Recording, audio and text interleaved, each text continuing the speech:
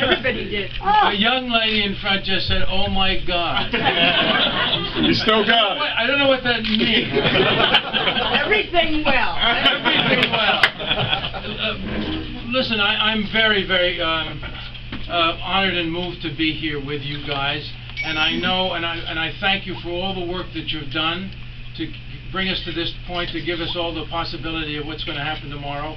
And I know you're going to take, when we leave here, you'll keep working, and every call will count, and you'll bring it forth. I have said, I have a little thing that I'm going to read because I want to make sure that I keep my things very concise. But I'll give you a little acting before I do it. There is, of course, Lincoln, when he described this country, he described it as the last best hope. And our President Reagan talked about it as the shining city on the hill, and the Democratic President John Kennedy thought of it as. And by the way, you know, the Democratic Party is not the Democratic Party of John Kennedy. This Democratic Party is. He would not recognize it, and if you presented his inaugural address and you said it, you said, "Who said this?" and you gave it to a school child today, they would say, "Well, Reagan or Mitt Romney or someone from the conservative area." But anyway, he had a great love for this country, and he thought of it as Camelot.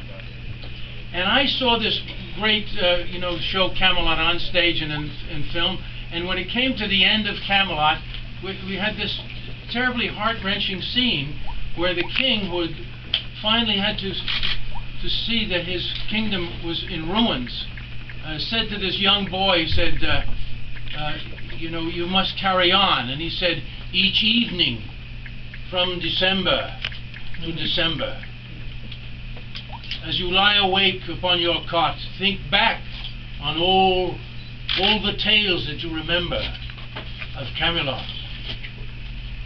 Ask every person if he's heard the story, and tell it loud and clear if he has not, that once there was a fleeting wisp of glory called Camelot. And I am here and you are working here so that we will never have to say of the United States of America, once there was. We will pass America on to our kids. That's what we're doing here. That's what the stakes are. Now I'd like to read a little something which I prepared for you all, and it is this. Thank you for the honor and privilege of speaking to you, and for your faith to believe what I say to you is truth. We have to be blind not to see the truth now. We have a president who has failed us in many ways, and that we know is the truth. His record is the truth. Now he has tried to demonize a great, great man, Governor Romney. And I'm sure we have seen by now all Obama's lies are just that, lies. And the morals of our great nation have never been at a lower level. Obama says, how can we trust Romney? You've seen the commercials. How can we trust Romney?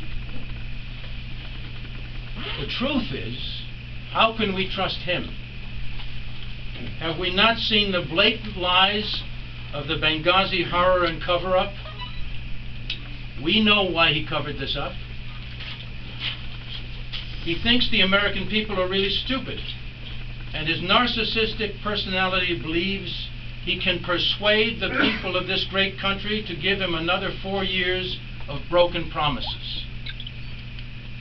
I shudder to think, if that would become a reality, we will see America broken like never before. He lied when he said he went to Israel. That was to get votes to become president. In his 4 years of presidency, he never set foot in Israel. And he mocked another great man, Bibi Netanyahu. We have a very clear picture of the two men running for the presidency. A very, very clear picture. We must save this country. I pray that every good American searches their heart and their soul thoroughly and brings the country back on its feet with the one man, the one true man, and that is Governor Romney. Thank you.